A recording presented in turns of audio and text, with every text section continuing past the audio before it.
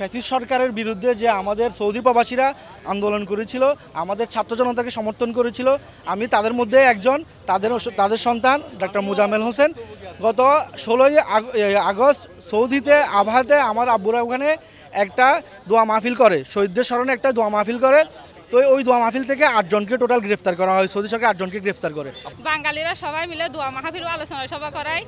উক্ত আলোচনা সভাকে কেন্দ্র করে সৌদি আরব সরকার বাংলাদেশের 8 প্রবাসীকে গ্রেপ্তার করে। তার মধ্যে চট্টগ্রামের বাঁশখালী জৈনুল আবদিন, আমার বাবা অন্যতম।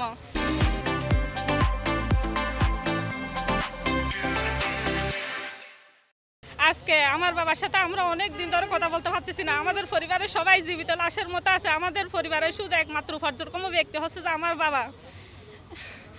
আমার প্রবাসীরা হচ্ছে যে আমাদের দেশের জন্য অনেক কিছু করেছে, বৈষম্য বিরোধী ছাত্র আন্দোলনকে সমর্থন করেছে। যখন আন্দোলন ছিল তখন আমার বাবারা রেমিডেন্স পাঠায় নাই। এখন দেশ স্বাধীন হওয়ার পরে ওনারা রেমিডেন্স যুদ্ধ হিসাবে ওরা দিন দিন অনেক কষ্ট করছে। তাদের স্মরণে তাদের জন্য দোয়া মাহফিল করছিলেন ওনারা ওখানে। এই দোয়া মাহফিল থেকে সৌদি সরকার ওনাদেরকে আটক করে নিয়ে গেছেন। ওনাদের গ্রেপ্তার হওয়ার কারণে আমাদের বোনদের পড়ালেখা সবারই জীবন অনিশ্চয়তার পথে রয়েছে।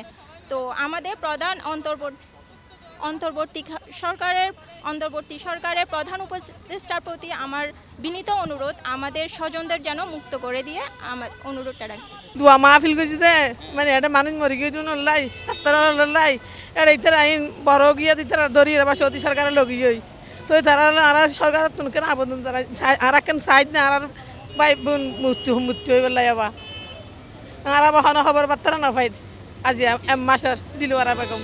ওরা নিয়ে যাওয়ার পরে জিজ্ঞাসাবাদ করে ছেড়ে দেবে বলছে, পরে ওদেরকে ছাড়ে নাই। ওরা এখনও ওখানে জেলে সৌদি পুলিশের আওতায় রয়ে গেছে। কারণ আমাদের দাবি হচ্ছে, আমরা যেহেতু ছাত্র ভাইদের সবাই আপ্লুত হয়ে করছে জিনিসটা, আমরা এরকমভাবে বুঝতে পারিনি। যেহেতু আমরা এটা ভুল করে ফেলছি, যেভাবে সরকার যেভাবে পারে সৌদি সরকারকে সৌদি এম্বাসিতে গিয়ে আমাদের এটাকে যেহেতু কমা দৃষ্টিতে দেখে আমাদের ভাইদেরকে মুক্তি দেয়।